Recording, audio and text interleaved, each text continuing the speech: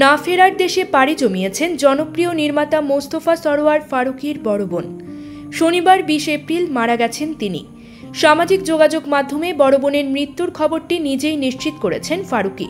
এদিন নিজের ভেরিফাইড ফেসবুকে বড় বোনের মৃত্যুর খবরটি জানিয়ে একটি আবেগঘন পোস্ট দেন জনপ্রিয় এই নির্মাতা। পোস্টে তিনি লিখেন, 3 জন শক্তিশালী মহিলা, আমার মা, আমার বড় বোন এবং আমার স্ত্রী, যারা আমাকে অনেক প্রভাবিত করেছে। তারা আমাকে সরাসরি কিছু না বলে জীবন কি সেটা শিখিয়েছে এবং নীরবে আমাকে একজন ব্যক্তি হিসাবে রূপ দিয়েছে। 10 বছর আগে মা আমাদের ছেড়ে চলে গেছেন, আজ চলে গেলেন আমার বড় বোন। পোস্টটি করার সঙ্গে সঙ্গে মন্তব্যের ঝড় উঠেছে ফারুকীর কমেন্টস বক্সে। শোবিজের তারকা থেকে শুরু করে দুঃখ প্রকাশ করছেন তার ভক্তরাও। প্রসঙ্গত, গত 10 এপ্রিল চরকিতে মুক্তি পায় তার নির্মিত web film last defenders of monogamy. সিনেমার মূল 2 চরিত্রে অভিনয় করেছেন চঞ্চল চৌধুরী ও গায়িকা জেফার। এই সিনেমার মাধ্যমে প্রথমবার বড় পর্দায় কাজ করলেন তিনি।